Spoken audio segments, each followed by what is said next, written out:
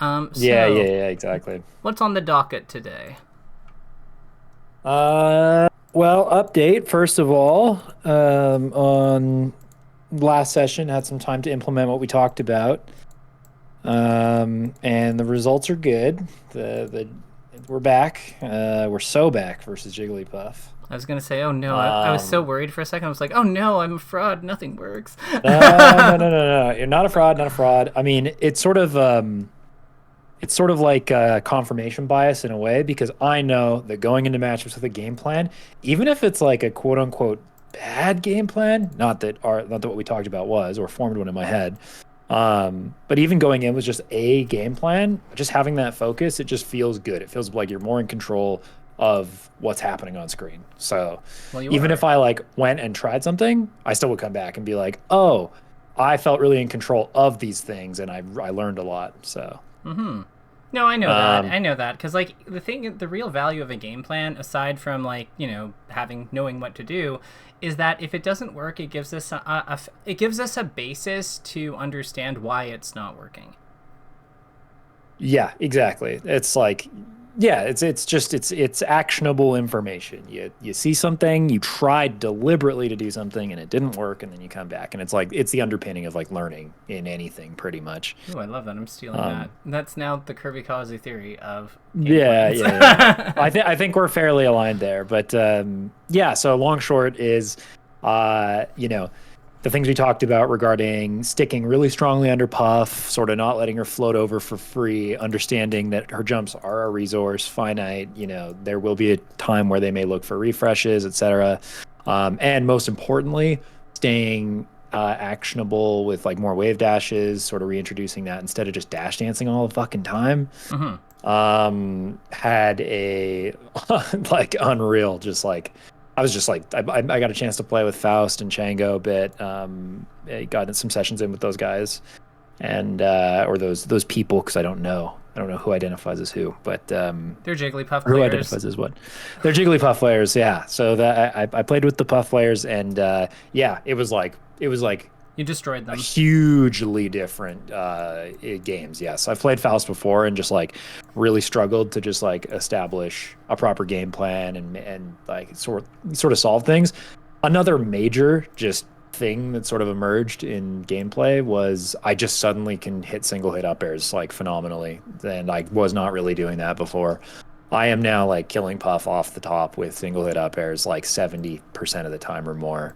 At Um, 70% or more. well, yeah, at 70% or more. I mean, or like 57%, whatever the Oh actual damn, number Mr. is. Precision here.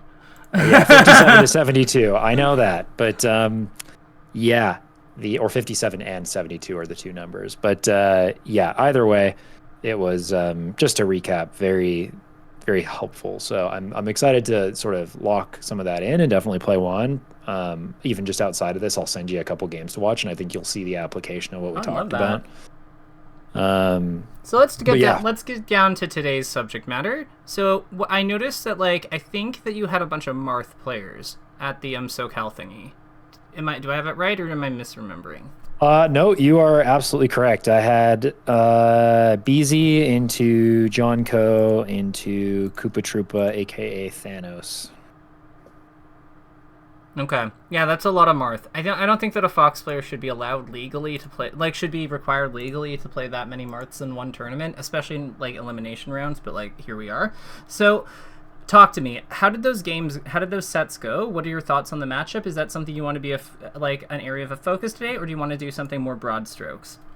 I'm actually down more so to lean into Falcon because I've lost to Wizzy the last couple of times and don't feel like I played like a strong game plan there. I am down to get to Marth. Marth is just a bit of a weird one because I get a good amount of practice with Ossify, occasionally get practice in with Zane, and like I feel myself making steps in that. I don't want to psych myself out with it too much because at SoCal Star League I felt so like I was just playing so scared and not actually like accomplishing much of anything. And I think I'm hoping it's more of an anomaly than a regular appearance. So I'm happy to do Marth or I'm happy to do Falcon. Let's do Falcon. That's But what you want to do. So yeah, So to start, do you want to look? Is this a VOD review, GA, or do you think that we have someone we can play against, or do you want to do let's VOD do review? Probably Vaterview because like I'll be playing Johnny later today. Perfect. So that'll be good to just sort of immediately lock some stuff in. But yeah, let's do Vaterview of let's start with there's two sets, both Wizzy, and there's Eggdog Invitational and there is Riptide. So Eggdog Invitational happened first. Which one did you play better at? Invitational was a closer set, I think. So I think it was like 3-2, last stock, last hit kind of thing. But I played. That's a hard one. I did some stupid shit in the Invitational set, but I digress. That's Which always one? going to be a problem. Which one do you feel more comfortable? Like, we're not going to be able to get through both of them probably. So, which one do you feel more comfortable about? More productive? Which one will be more productive for you in your mind? You know what? Let's do Riptide because I think that was where I'd had it. That's more recent. I had a chance to maybe change some things from the last time we played. So, let's do Riptide. That tracks. I think that makes perfect sense. Let me bring this all up. So, I might have been watching this earlier. Their best to get through it. But yeah, and we're so let's turn the sound off. You can see everything going on, right? Yep. I'm just going to turn the sound a little bit on because audio cues are nice, but I don't want to hear the commentators. So just a bit in the background. So talk to me about this matchup. What is your plan here? Like, when you fight? Like, is it? I know Wizard's kind of an anomaly of a player. Like, he's a bit of an outlier. So I guess my question here is how do you do versus the other Falcons? And do you find that like this is a problem matchup versus any of them, or is it just him? I think it's more just a problem versus him. Like I've had like a strong, well, I want to say strong results. I'm not going to say game plan, but strong results versus Falcon, like historically. And I think recently I've started playing the matchup differently than I used to. And I don't know how often I would necessarily, lodge that complaint, but I feel like I play the matchup pretty weird now and like too far away, kind of. Yeah, I don't play with it as much confidence. Yeah, I was gonna say like so the moment that like stood out to me. Let me go back to this. So you're fighting him here, and it's like this zone. Like, why are we so far away from him? Like, where do you think we want to be realistically relative to him? Like either much further or like a lot closer. Yeah. I don't love the middle zone because it's like you can get clipped with a nair there. Honestly, the dashback read is pretty online for him if I'm at that spacing. This is another one that's kind of weird. So like, why the up tilt? This is obviously a mistake. Like, I think this is turnaround up tilt, but why up tilt here? Oh, like from like a punish perspective, like because I've gotten the knockdown E-techs in place. Yeah, I'm wondering why we don't shine him and then like push him to the edge and like nair him after or something like that. I know he has his smash DI, but like I think we can get him before he goes over. Well, shining here is kind of shit because like no two ways about it for me anyway. Because like side B, Wizzy side B's on wake up a lot, and if that side B comes out just as I'm shining, it's not going to connect. He reels back. I know. So there's one reason to not shine. I do react in time, like theoretically if this up tilt connects. So it's just part of like my tech chasing flowchart, I guess. Like I'll do this versus Fox as well a lot. Okay, but versus Fox, I think that it makes sense to do the up tilt because he goes further from the shine because he's light and also gets pushed onto the edge. What I'm saying here though is that like if we shine him here and push him here, even if he's smashed the eyes, we can still get him as he's going over the ledge because he's like got low traction. So we can like that's potentially a kill. Yeah, it's true. I mean, I'm looking at the reward side of things basically. I get the side B thing, but I also kind of feel like if we hit, it's a one frame move on a tech in place, so like it's a pretty it's a pretty lenient window. So I just wonder how likely it is that we're going to mess up, right? Yeah, one other consideration I have when I play Wizzy is that like he almost like doesn't do combo DI. He does survival DI on like everything. So versus someone like I feel really confident about getting full extended combos, kills off the top. Like that doesn't bother me usually. So that's also a consideration. I feel like of the Falcons, he's most likely to get that snap to ledge for shining. Though, like, I mean, maybe let's walk through it. Let's pretend I shine. Mm-hmm. What do I do after then? Nair. He doesn't get to ledge, but he shines, and it's just nair. Yeah, because if he holds in, we just jump and shine him again. Right, and like in my head, I'm thinking if he's holding down, which he probably is, he's gonna just like slide off the ledge, even if I nair because it's Falcon and he's at this %. Yeah. So fair enough. So what else could we do here realistically? How do you feel about F smash? Like shine to F smash, because that does link. Shine to F smash. I just like habitually would probably pick shine down smash, but like more or less the same thing. Yeah. I guess he can snap to edge. So basically your consideration for shine here is that like you don't like how there's counterplay on the thing after the shine. Unless we throw or something, but then you just want to do full combo damage if we're going that route anyhow. Yeah, with him specifically, but the more I'm thinking about it, I think my favorite option here in a vacuum is shine into grab and F throw. Yeah, Because I F like throw that too. is he's off stage and we get to play like a spot or an air dodge mix up. He has to air dodge back on a stage or risk getting hit kind of thing. Yeah, I like the F throw here too. So I think that maybe we can consider it. I don't know if it's like necessarily right or not because I do get that he's got like I think he needs like 3 inputs on it and it is Wizrobe, so maybe he can do that. But I do think that like this spot here is like worth consideration for like shining because of the distance. Because we're just on the border of like distance. Like if we were even a little bit closer, like if we were here, I wouldn't do it. If we were here, I wouldn't do it. But like because we're here, I think it's possible.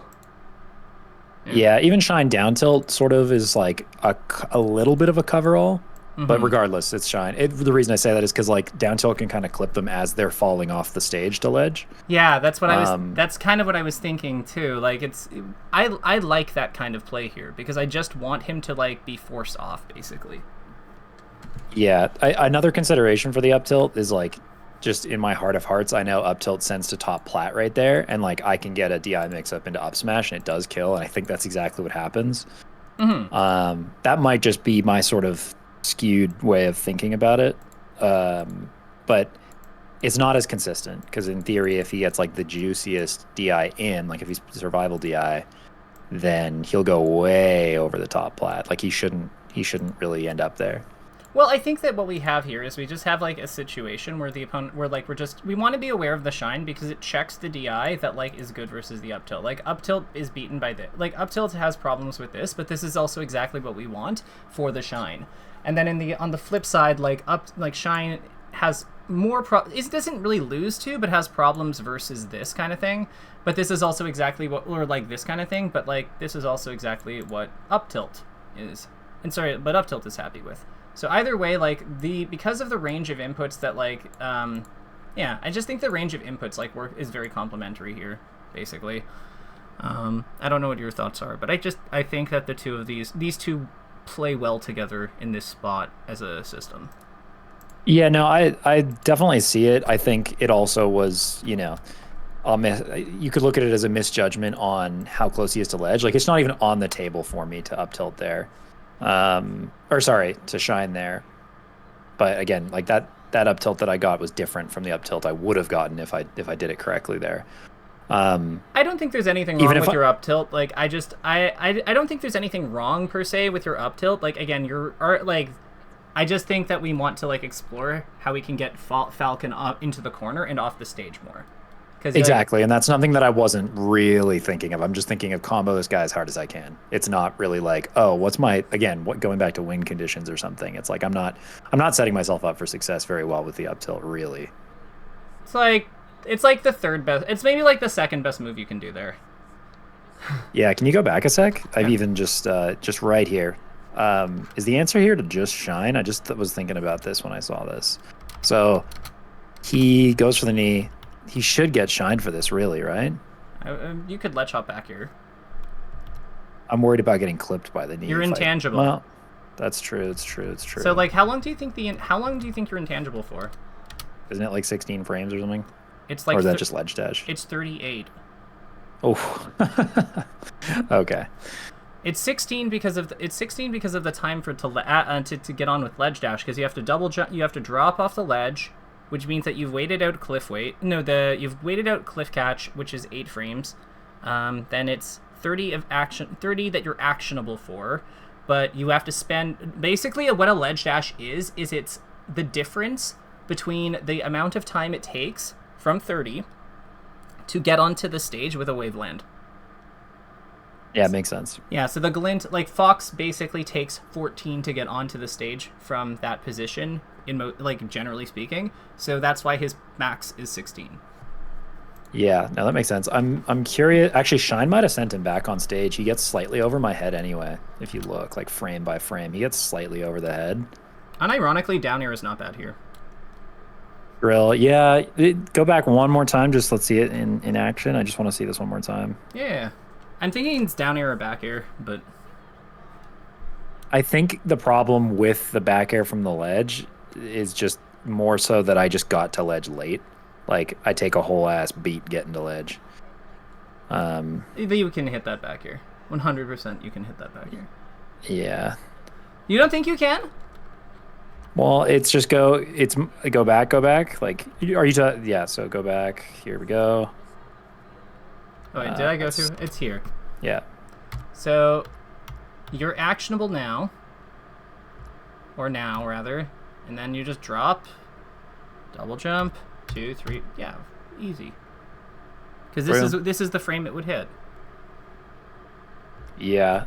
I think maybe just I've had some experiences of that not working, or in my head I've just kind of decided it doesn't work, because if knee does clip me there, I've like had unfortunate like push under battlefield moments over the years. You are still like fully intangible. yeah, exactly. So this is more just dispelling a myth. Yeah. So here's the thing. How long do you think like Falcon's knee is out for? Pretty long time.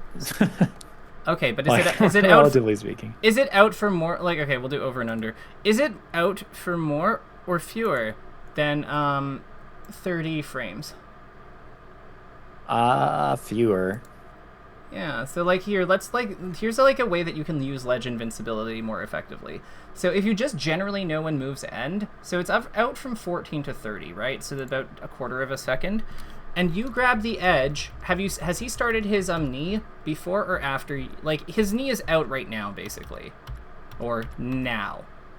So his knee was out before you grabbed the edge, which means that you are going to be fully intangible throughout it. Yeah, no, that makes sense. Yeah. Part of it is also just thinking about that ledge interaction. There are times, and I'm like, he will go to just grab the ledge, no knee. So it's like taking a moment to evaluate that he even put the knee out. Like, it's just a reaction thing. Because what I was looking for here for context was a air dodge, not the knee. So then I was like kind of thrown off by that. Use the audio cue. Yeah. Because air dodges make a sound when people do them. For most characters. Like, he definitely makes one. Yeah, my like juiciest reward that I'm going for here is that he gets hit back off stage again, though. One of the most annoying spots for me versus Falcon feels like this sort of, when I'm playing it like really well, I'm on ledge on time and getting things out early enough, I feel like I can get over Falcon's air dodge and still back air him back off stage again. That doesn't, I don't know, that just doesn't always happen.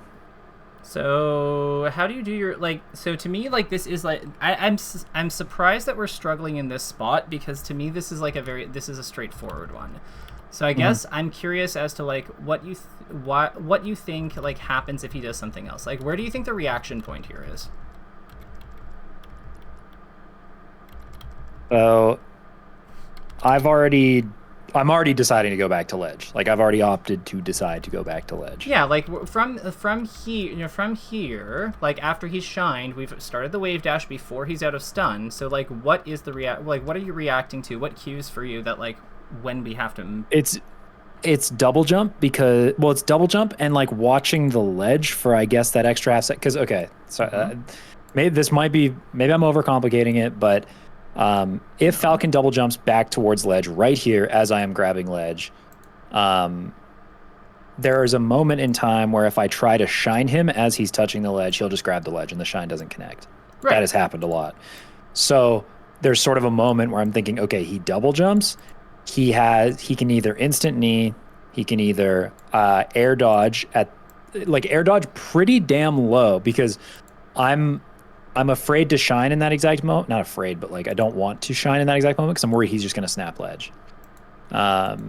So yeah, like what you're drawing is true, but then there is like a third line that goes slightly below your leftmost line in my head. So draw from Falcon's feet to the bottom of the battlefield ledge. Okay, so first of all, let's get our like starting positions for our characters, because let's map this out. I think it is more productive for us to break this down like in depth. So let's say that this is Fox's start. Like, this is where Fox is. He's going to move to the edge on 1. We agree with that? Yep. Perfect. So where does where does Falcon go on his 1? What are his different options? Effectively, like the 2 lines you've drawn. So the high line would be like the knee / high air dodge. And the low line would be like double jumping back to ledge. There is like those are his ones, sure. Okay, but there's a little variability on this one, right? That's what you were saying? Because what's the, because you were mentioning the air dodge recovery, right? Yeah. So does that one aim like this, kind of, or like what's the deal with this one? It's sort of like the bottom line you drew, he sort of like falls a little bit and then can air dodge, or like there's just like this very subtle lull when Falcon's touching ledge that he can do something, or he'll get the grab if I let go too early of ledge. It's kind of, yeah, that second box is maybe the best way to just picture it. Cool. So these are his 2s. Or sorry, these are his 1s rather, right? Yeah. Okay, 1, 1, and then 1. So for these 2, what do you think we do on these ones? We just hold, right? You just hold because he is forced to do something, and he can't really aerial at that point because he would hit you maybe, but also just die because that's it. Well, I mean, like he can't aerial because we're intangible. Right. I just mean that there are moments where like he, yeah, like I grab ledge at the right time here. I'm just having some experience of like maybe I've grabbed the ledge a little early and my intangibilities run out and I do get clipped by something. That's like a situation I see. Oh my god, okay, I just had a thought. Do you know how edge grabbing works in this game? Like mechanically. Yeah, if a character is ascending, they can't grab the ledge. It's only on their whatever descending frame when they're in line with some portion of the ledge, they'll actually grab it. Yeah, so like your character basically has a ledge grab box like this, and you like one of these sides is like A and the other side is B, and you basically need this one to be touching the corresponding edge. So like for this side it would be here, and then for the other side of the stage it would be like the other way around. That's all there is to it. Touching the ledge while your character's moving downwards. Correct. Yeah. So like what I would say here is what he's doing by going here is that he's banking on the fact that if you drop off and to shine him while he is descending, he will snap to the edge. If this box is like aligned with it. Yep. That's the calculation. So what you do is you wait for him to be like, so Falcons would be shaped something like, we'll use, no, not red because that's you. We'll use lavender for him. So Falcon's box is shaped something like this.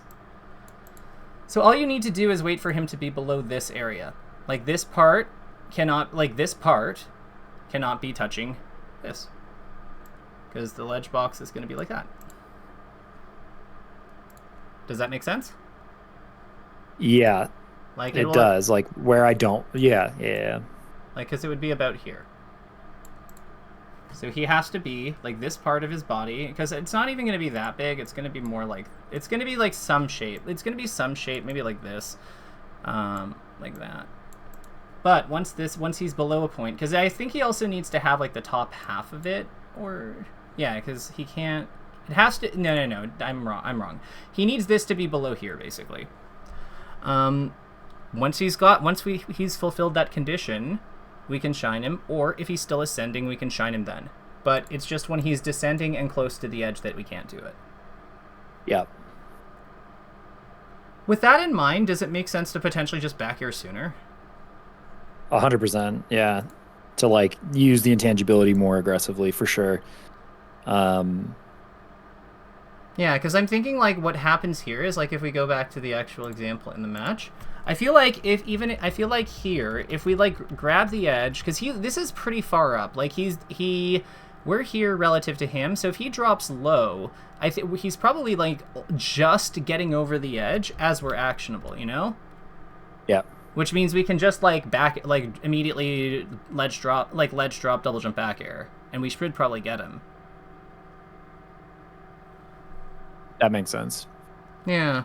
So I think that being more aggressive in this spot is one thing we want to explore.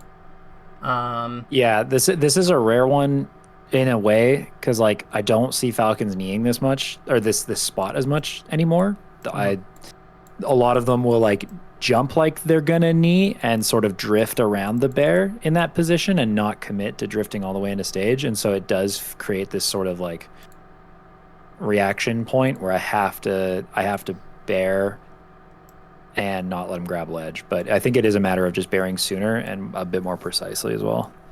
So there's also, I would also say that like, okay, so they like tend to like drift away a little bit more. Like they'll go up here. Like well, he's kind of too low to do that. Are you talking about like when they're more up here? Well, like look at where his knee takes him. Just like if you go back to the he ends up above, and like I recognize that like I see what you're saying. He's probably too low in that spot to do this exact thing, and that's like a recognition thing. I feel like if he's here, he can. I feel like if he's like a little higher, like maybe up here, he can definitely do it, like that 100%. But I think at this height, he's just too low. Yeah, fair enough. So maybe we can formalize that. Like maybe we don't do like how high can he be while doing like that or go around you thing? Do you think? Probably about ledge height, realistically. Like the jump is coming out at ledge height. Gotcha. So like here it works. Like here no dice. Here it works. Even maybe the bottom half of the ledge, like the underside of it. Oh, yeah. Like here. Yeah. I could see that. Yeah, I would agree with that. So like this would be no drift is plus, and then this would be just bear.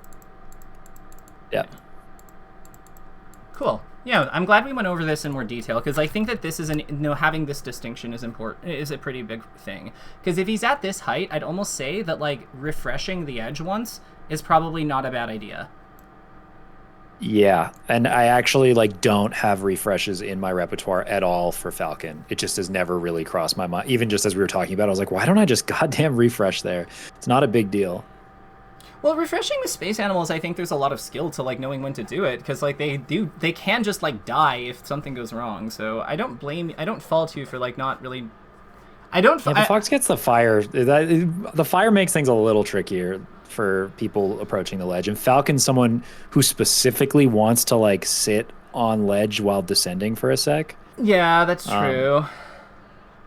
What happened here? Is this just some Wizrobe shit? This is just... I like correctly let go of my shine and fall a little more because I was just like, okay, he showed his hand super early, so I was like, all right, I'm chilling. That's not going to connect. What I meant to do, and I think I got stuck in shine, was just jump shine again. I usually do that a lot. Jump shine here, or jump bear. I was going to say, I like jump bear more, but like, yeah. Okay, so this was just a mistake. Moving on. You know what the right play is.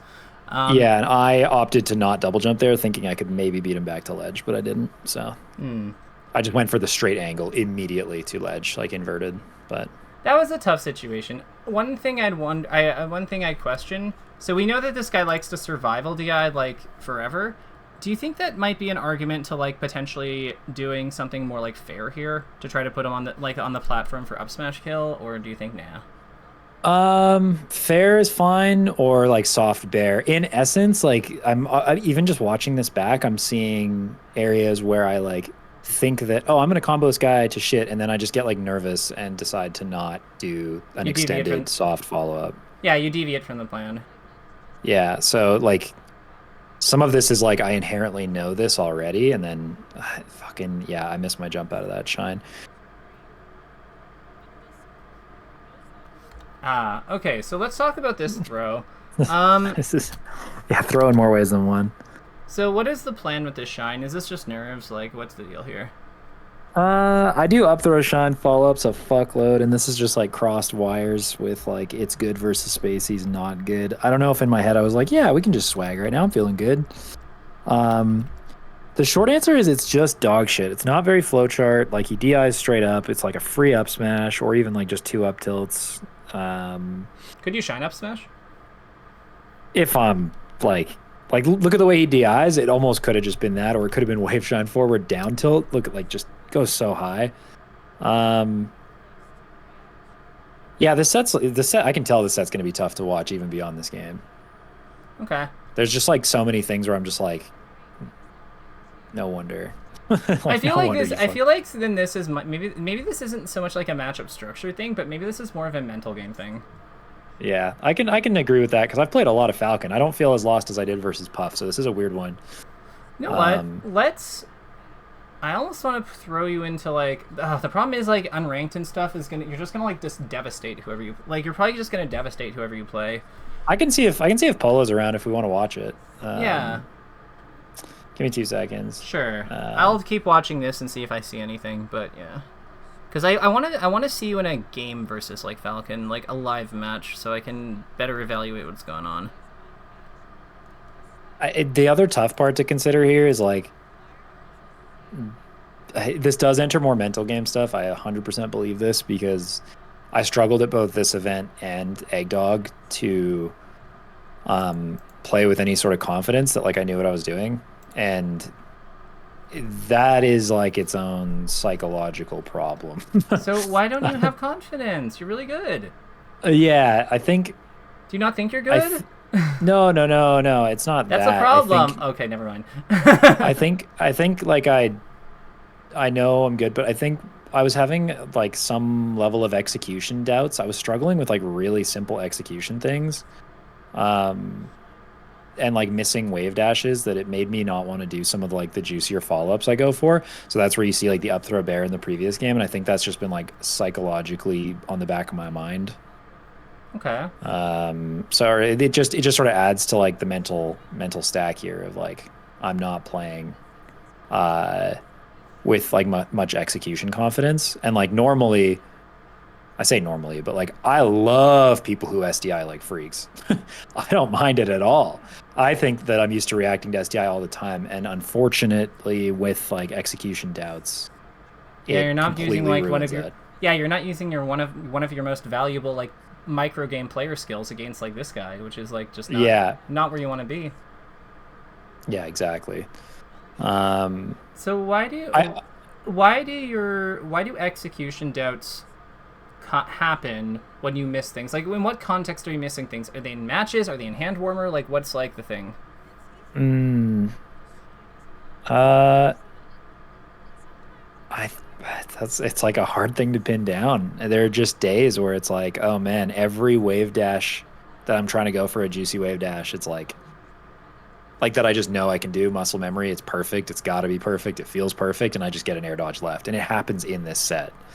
You, Um, you can look at like I think it's the Yoshi's game. It's game 4. yeah, Pretty much the exact thing I'm describing happens, and it's fucking annoying. It's like go to the second stock. It's not. I don't think it's this one. I think I just straight up your second stock or his? my second stock, I believe. Like yeah, where'd that second stock go? Oh, back a few seconds. Oh god. Oh no. So Yeah, wait, why and do it's you? Oh, so you? Oh my god. So like, whatever. So you were trying to get like a lead. You were trying to steal the edge from him. yeah, because he was just fucking refreshing on the ledge. I was like, fuck this guy. If he goes for a hack stash or whatever, he's cooked. And I've gotten people with this before, so I wanted to try it. You could argue this is like a risk reward thing or something, but I just have never viewed execution as a risk reward thing in playing this game. Like my execution has gotten very good. I have no execution doubts, and then shit like this happens, and I'm just like, fuck my life. So I want to point Um, something. I want to point something out. Look at your expression when you're like playing this, especially when something doesn't like, especially when you're not happy about things. I feel was like pissed. I feel like I no, but like that meant, like look, you just missed an L cancel and a fast fall, and I feel like you're reacting to it. Do you see what I mean? Like there's like it's when things don't go how you want them to. I'm noticing that you start to like tense. It looks like your posture tenses up a little. I can 100% say, like, with certainty, that a big difference is my physical state of being relaxed. Like, there's definitely a level of, like, if my hands and arms and every part of the chain is relaxed, my execution feels flawless. So it's like, maybe the goal is to get to that point and figure out a proper system for getting to that point. Ooh, I have an idea. Sure. So something I've been having a lot. So this is like something very. So something. This is actually a very common thing I've had with like a lot of my learners. They also report similar things. Let me ask you. Do you ever hold your breath when you're hit? I don't think so, but like maybe. So But like even shit like that, oh god, sorry, I was just looking at the gameplay again. He like side Bs, I like stay right the hell out of the way of it, and then I don't get any sort of like extended anything. I just go for a juicy up smash. Not to interrupt the train of thought you were having. Sorry. I feel like you're not. I feel like so. I actually liked that you went. I actually like that up smash because I think if you get the second up air, he's dead. I don't think that that's a bad decision. It's just not me. It might be not a bad decision. It's just not me. Like, okay, even there, I know on God's green earth he's grabbing after that nair. And then what do? So us talking about Puff last time actually helped a lot on just like kind of addressing, even overall, I could start to see some macro issues where I was like, why the fuck am I doing nothing here? In tournaments specifically, it's like, am I that worried about the risk that I'm not willing to just play with confidence? And there is tension about like the risk biting me basically. But anyway, not to like deviate too much from what you're about to say. Sure. So first of all, do we have an update on that Falcon player? Like, were they able? Did we hear back from them or no? No dice, but I think it's okay because I know there's sort of 20 minutes like ish left on our time. So I mean, I could try unranked, but I just doubt I get a Falcon player. Like, so, easy peasy. So what I was going to say is, what I've had success with learners is to have them breathe or check their breathing to make sure they're breathing when they land a hit or when they get hit. Because the idea is that we're like a lot of times people breathe between stocks and stuff or on the Angel platform, but what we're trying to do is we're trying to like bake that into how we operate throughout the game. So it's not just like when we need it or like when we're already in a desperation situation, we're like doing it, but like all the time. Because why would we want to play good only some of the time? Yeah, that makes sense. Yeah. Do you think you'd be up for trying that? Oh yeah, like I think it's one of those lessons that I just consistently think of and then don't apply, which is not just breathing, but like aiming for the goal of relaxation while I play. Like just like to me that is actually like a viable thing to go for. So I mean, do you want me to just queue up unranked? Yeah, let me give you my spectator code, and yeah, let's just queue up some games and like let's be mindful and pay attention to what's happening, and we'll go from there. Fair. Should I smurf? Use your it's up to you. I'm not going to tell you what to do. I think I'll use it because I think that's probably better to use my name. Yeah, I was going to say that like stronger opponent, you're probably higher elo on it too. So like stronger opponents are probably better for this. Yeah. How do I give you spectator? So do you have the game running? Not yet. I just have Slippy client. Okay, so you'll have to hit play. And then once the game is running, we'll go back to Slippy Launcher.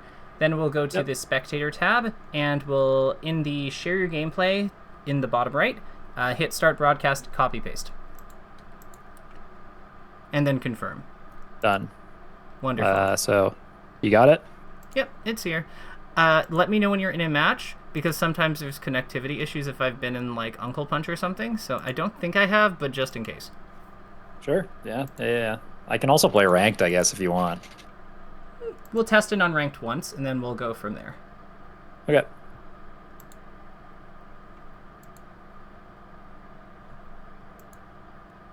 So wait, are you back in like no? So you were back home right now, or are you like where? Yeah, where are you right now? I live in Calgary. Yeah. Nice. I moved back in like 2020 when COVID hit because my family was all here and I was working remote anyway at that point because of COVID. So are we in a match? Not yet. Still searching. Okay. Now it's connecting. Okay, I'm going into a match now. Cool. I'll let you know if I see anything. Okay, Sheik. Yep, we're good. Cool. Oh, interesting. I guess it can just say desync risk. Mm-hmm. But that could just be. So as you're breathing when you get hit, or like, what are you noticing about like how you're playing? I can actually notice right away that like my breathing feels a little erratic. Oh? Like, Yeah. because of it, or just, like, from playing? Um, just like it's hard to say because it could be just like, oh, because you're watching, and I'm aware of that. Why would me watching matter? Well, you can logic your way out of it, but I just am saying that that's Yeah. like that's what feels like the case. Okay. Well, you're gonna have to play people on stream, so... Oh yeah, and I've done it a million times, so it's like, and with mixed, like good success, sometimes not great, but like.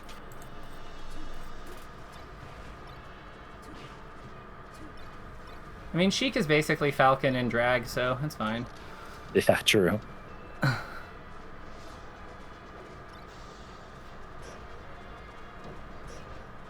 Goodbye, Sheik.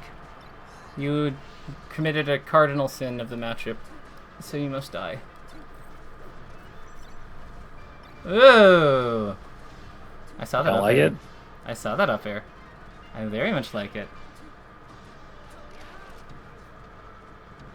Ooh! Soonsay. Miles! Yeah. Whoops.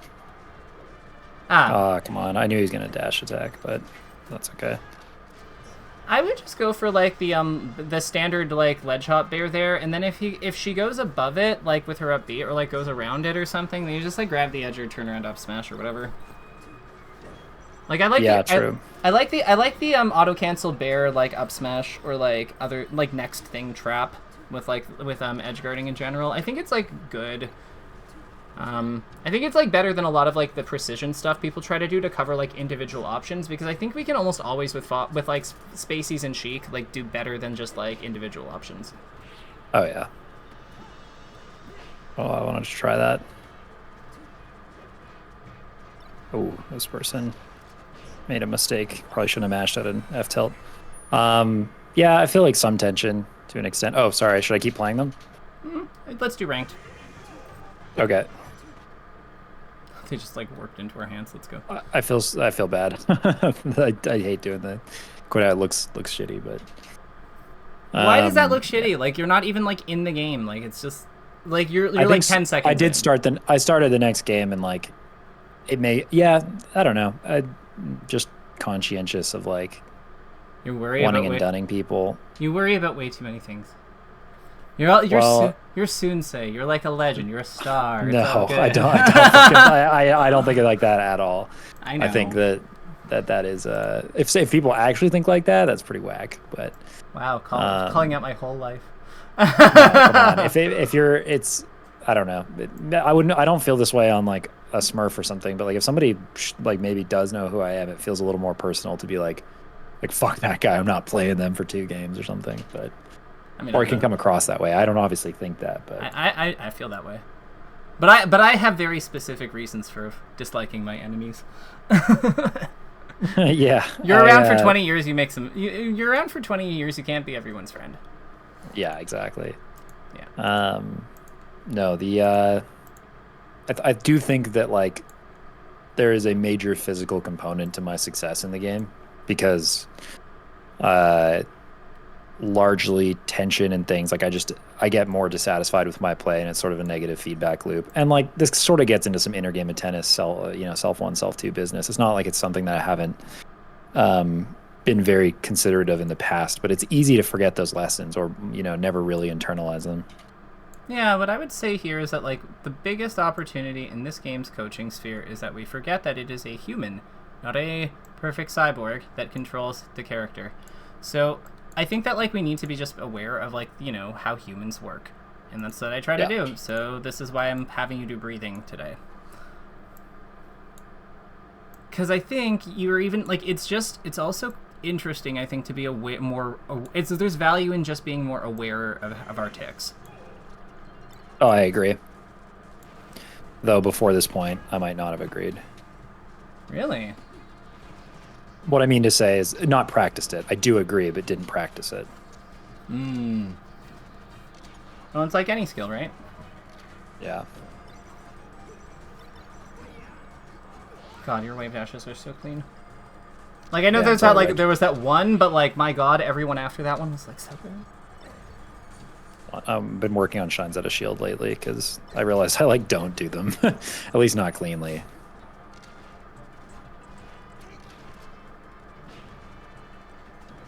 Oh, good defense from the Falco. Oh yeah. When they do that, do you ever do like the short up shine? I mean, short up air.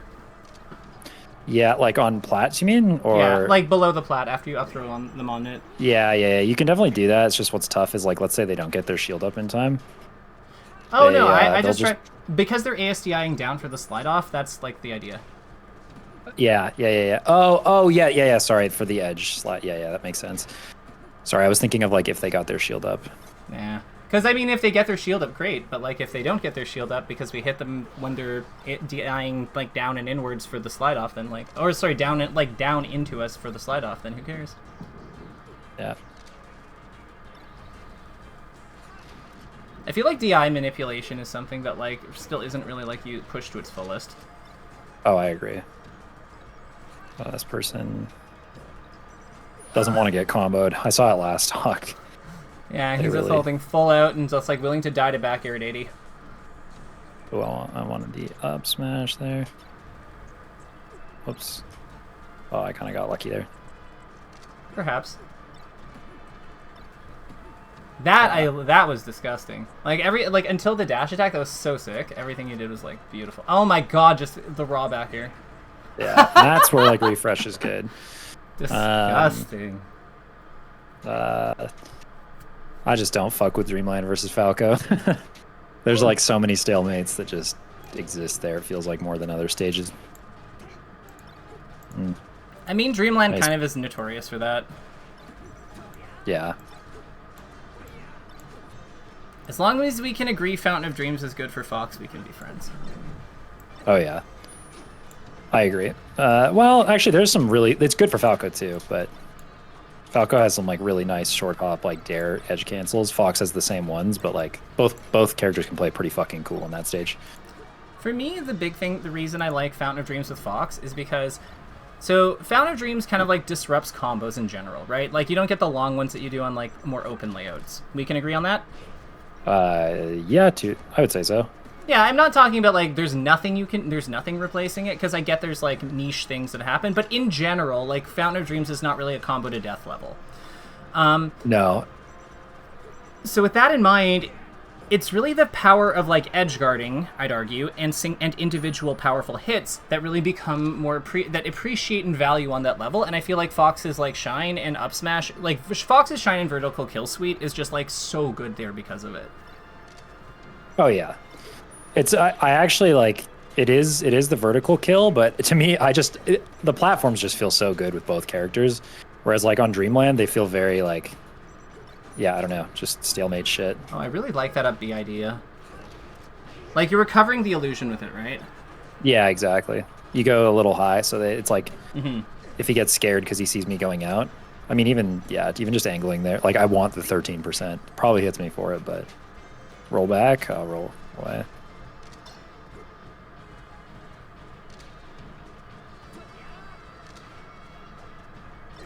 Ooh. Okay, so I saw you were like doing like the walking thing, and like you were walking. The walking's intentionally, take it. Like walking through him there, yeah. I would have looked for down tilt. It makes sense. So why do you think I say down tilt? Just when I'm coming towards Falco and their backs towards me, I'm just thinking up tilts are coming personally. So it's like up tilt would clean hit his front foot, or sorry, down tilt would clean hit his front foot. Mm-hmm. It outranges him basically. It outranges him. If I know I'm baiting up tilt, like I can just grab it. I grab it a lot versus Fox and Falco. Like it's not hard to do. But that's also, but grabbing is like kind of spooky into like if he jumps though, because he could like he has the back air. His down air's a little like his down air's pretty good. He also could laser out of that like short hop. Like I feel like grab puts us into a very reactive position, whereas down tilt and stuff allow us to be a little more proactive. Yeah, I like down tilt also just because of like where your stick is gonna be if you got clipped by something. Like exactly, and good defense. It makes a lot of sense. Should I play another one? I felt go. It's gonna be a physical tension moment, but I can tell where like staying relaxed. Again, I think even the more I'm just like saying it out loud, the root of the tension is stress, and the root of the stress is concern of results, and the results are, like trying to basically get away from the results and focus on like playing the game well. That's like a huge lesson I felt from the SoCal Star League event. I could feel myself kind of falling into that trap again, which I think is a pretty common trap, but yeah. Yeah. Oh, god damn it. Why? What do we get? You got a Mario player. No, this is good. We beat the Mario player. We'll be done in 6 minutes. It's fine. You're good. No, I mean, we'll be done this set in 6 Oh, minutes. yeah. Yeah, but Zoom Zyke has 115 ping. So we'll up smash him more. Oh, actually, true. Dude, I got hit with the classic. Dude, Zoom Zyke's a beast. Oh, if he lies there, do you ever just shine him off the ground just for fun? You can shine. I've kind of down tilted it recently a couple times when I've seen people doing that. Oh my god, he's a tech chasing demon. 150 ping? Yeah, 120 ping. Okay, if this is unplayable, you don't have to stick around. I'm not gonna make you play the Mario on 120 ping. Nah, it's okay. Oh my god, he teleported. How good are you at when you let go of the edge? How do you do it? Back or down. Depends. Okay, because I noticed that it feels like you don't fast fall in a lot of the when you let go of the edge, but I find that what helps with the back air placement on a lot of them is to actually use your fast fall to get into spot fast. Yeah, that makes sense. Oh my god, this guy's a beast. He won one good guess. Let's calm down.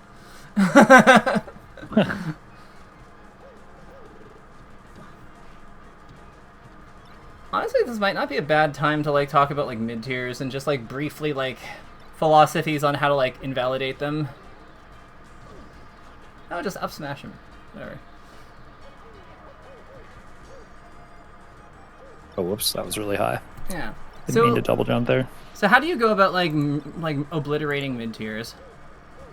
Depends on if it's a Mario brother or if it's Sure, Mario. Let's go with Mario and Doc. I just feel like they don't have great grounded movement, outside of wave dashes. So you can even Luigi kind of applies especially to this rule where you can just kind of stuff them out with back airs constantly if you really want. Ooh, I took a risk there. Oh, I thought I was right. Oh, he's rolling in. He's rolling in like it's his day job. After you hit the flames, what did you go for? After he hit the flame? Yeah. I don't even know. It's happening too fast. I'm just locked in. Fast fall off in the do back air. Back air works a lot better, I think, than shine in a lot of those spots because you're also going to be intangible, so you can line it up with your invincibility. Yeah, it makes sense.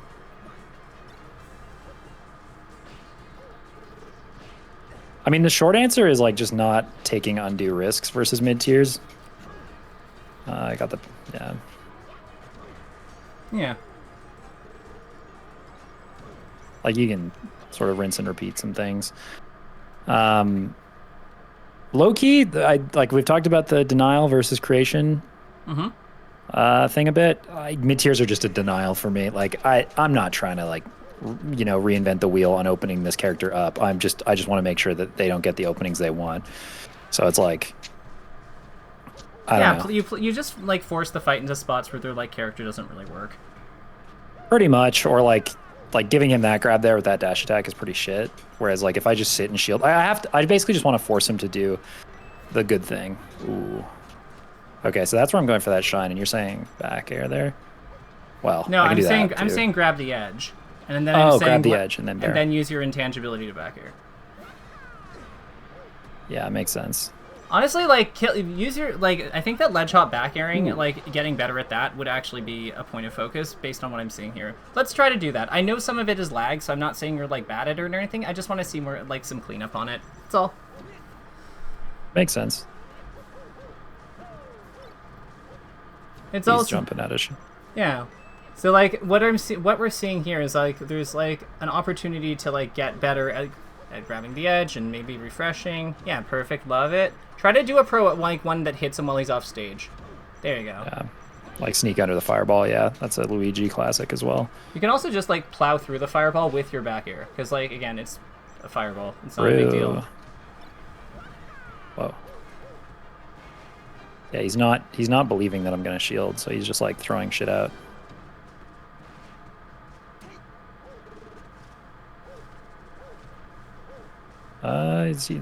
He's just gonna, yeah. Ooh, he got the up out early. I went for like a super early bear. You just didn't grab the edge. So I think that one of the things we're learning is that the smash attacks are like actually kind of like difficult to get edge grabs off of against this character. Yeah. So maybe finishing combos with Nair, that can also be a utility of it. Because if we finish with a faster completing move, it's like often like better relative to our like overall time, like our setup time to like go for that. Like a lot of times, like with Sheik, there were combos I could have finished with down smash, which does have more power than her fair does, but like I would always do the fair unless it's like, and it took a lot for me to pick down smash over fair, just because the fair transitions into my next play so cleanly. Yeah, that makes sense. Like there, you finished with Nair there, and you can see like if you down smash, there's no way you have that time to set up because you have another like 38 frames of like cooldown compared to like doing it with like an aerial.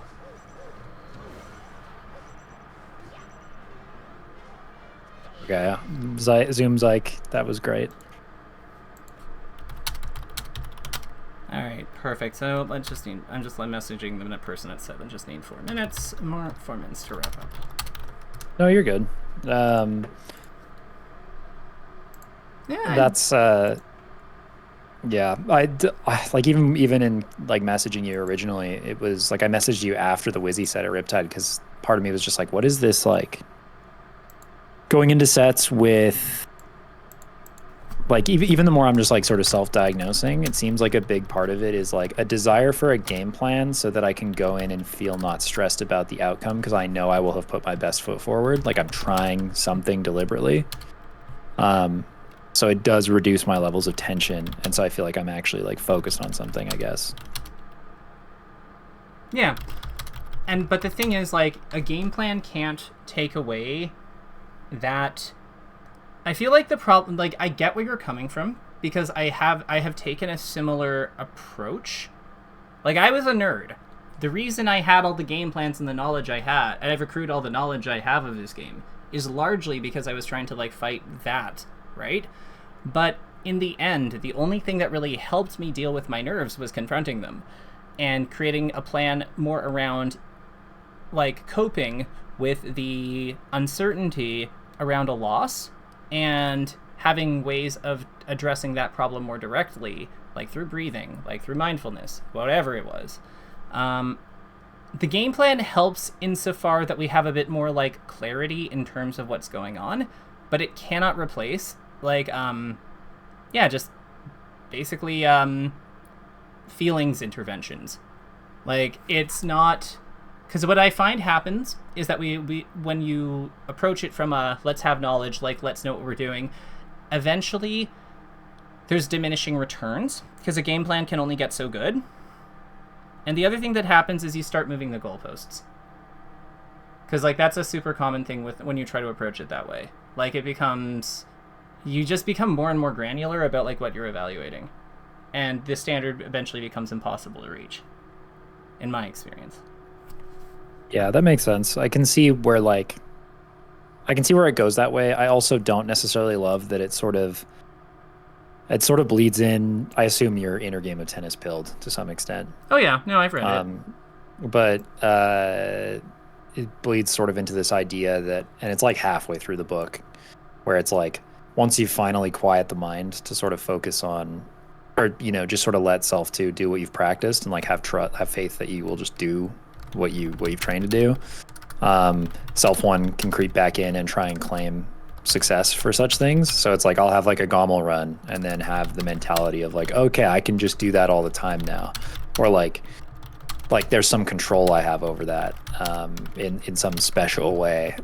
Like great, that was brilliant. I can just do that now. And so it's sort of insidious and it creeps up that way. where you want to start controlling it again instead of just like I can vividly recall how I felt at Gommel compared to how I felt at the following events, and it's quite different. Yeah. So I think that I'm just making some notes about at finding times to edge refresh. So these are kind of the ideas that we kind of went over today. But I really think that the biggest thing here is just like being more like anything related to mindfulness that helps us stay more present. That really I think should be the focus. I think that you will have a lot more return on investment with that compared to anything else. And one thing I would say is like audio, I would recommend playing the game just and listen for all the audio cues you can hear. Like playing a few games and like just listening consciously and deliberately for the audio cues that present themselves, I think will do a lot to give you more ways of like looking at looking at situations. I also find it just kind of helps with mindfulness in general, because sound is something that gets us out of our own head. Really, anything that engages our senses is going to be something that gets us out of our own head. And I think we focus too much on sight sometimes. I think that sight is like all-inning on sight is, or like being only really conscious about like what we see and not what we hear or not what we feel is like kind of, it's where a lot of people get stuck, because those other senses kind of act as backups for sight when we start to like see things we don't like. So I would say that would be something I'd look into as well. I do really like that, and I prefer to walk away with sort of a mindfulness. Like, all I can do is self-report how I feel, and it feels like mindfulness is a major component. Because, like, I don't know, without sounding like egotistical or something, I think you can only get so far in Melee if you're straight up stupid and like don't figure things out. Obviously I can play the fucking game, so it's like it gets a little tough, because there's certainly areas to like absolutely objectively improve, and like the puff stuff feels like a way stronger example to me, just blatant like you're not playing to your strengths, versus sometimes watching like that Wizzy set. Yes, we'll cover the ledge hot bear example, but like if you go back and watch that set, if you're bored later, like in its entirety, I think you'll just see a lot of like not confidence, just lack of confidence, unconfident behavior. Oh, I don't need to go back and watch it to see lack of confidence. Yeah, so it's like, and if I compare that to like quote unquote peak gameplay from me, it's usually tied to confidence. And that it can be difficult to stay. I don't know. It feels like just this tightrope of like focused enough, but not overly locked in. Like there's almost a relinquishing of control that sort of leads to the best result, because you're not so focused on it. I don't know. Yeah. There's something there. I really liked what you said about the auditory stuff though, because it's true. There's sort of like, even in your day-to-day life, you sort of get locked in the genjutsu, you don't even realize you're in it. But then if you like walk around and you're like, do I like the color of that guy's shirt or something, it's like, oh whoa, I was just totally ignoring all these sensory stuff, like, you know, the fact that I can hear the audio cues, or I can see what color Fox's shoes are on that skin, you know, like it's little stuff like that. Mm-hmm. That sort of is a big grounding. One thing that I find it really helps with too, tech chasing. Because the audio cue for the tech that indicates there's been a tech versus no tech happens to be, like, we register it faster because we register audio cues before visual cues, just in general. And, like, it's just a faster reaction, just, like, built into us. And then on top of that, it means that tells us there's no tech. So it's a very, very handy one, because it happens at the start of the tech. It primes us for what we got for it eliminates one of the four options that can four outcomes that can immediately happen. And yeah, it's really, really handy. I love it. It's embedded into tech chasing for me. Like, I will say, like, audio cues are present for me. Like, I think of them. I am aware of them, I should say, on techs. But on like stuff like double jumps or Marth's sword. Marth's sword, yeah, like those things are not as locked in. Something that will be fun, pay attention to how Marth's jump and sword sound together when the next time you fight a Marth, and like Because a lot of time there's like a window, like you can actually tell if he can't double fair, for example, like short up double fair, based on where the based on the interval. Based on where the first swing is relative to the jump. Yeah, exactly. You can also know if he's nairing or not, like really early, because nair is two swings that are tight together. So there's a lot of information available right in front of you. You just have to listen for it. Yeah, makes sense. I mean, I took this last week off Melee anyway, just for context, like last week and a half, because I was just feeling pretty burned out after Aiden's event, and even at the event, I was feeling pretty burned out. But that is something that is more just managed with, you know, a proper travel schedule, and also just like being so busy with work doesn't help. But all right, I have kept Loomer waiting long enough, so I sadly do have to let you go. But you're good. All right, take care, Miles, and I'll see you next Thursday. Yeah, thanks, David. That sounds good. Amazing. Bye. All right, have a good one. Bye.